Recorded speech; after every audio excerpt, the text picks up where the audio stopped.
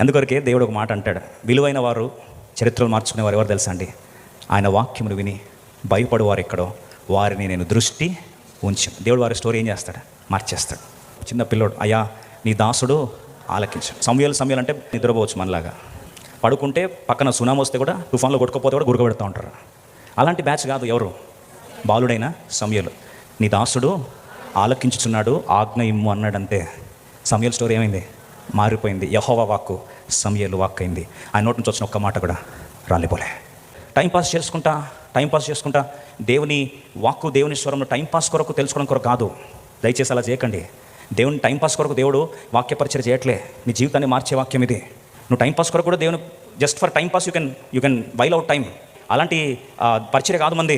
నీ వ్యక్తిగత వాగ్దానము, వ్యక్తిగత మౌనధ్యాన సమయము, డైలీ ప్రామిస్ కానీ, లేకపోతే క్యాలెండర్ ప్రామిస్ కానీ, ముఖ్యంగా సిద్ధపరిచిన వాక్యము ఎంతో కన్నీటి ప్రార్థనలతో సిద్ధపడిన వాక్యం ఇది. దేవుని నుంచి పొందుకున్న వాక్యం, టైంపాస్ వాక్యాలు కాదండి. మన దేవుని దగ్గరకు వచ్చినప్పుడు ఆ సీరియస్నెస్తో, ఆ పొందుకోవాలన్న సిద్ధం పాడుతూ వస్తే దేవుని చరిత్రను ఏం చేస్తాడు? మార్చేస్తాడు. God is very serious about his word and he wants to guide you. He wants to give you that perfect guidance.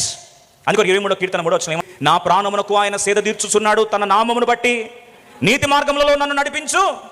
He's leading me in the path of righteousness. అందుకొరకే దేవుని స్వరము వినేది ప్రతి దేవుని బిడ్డ యొక్క జన్మ హక్కు.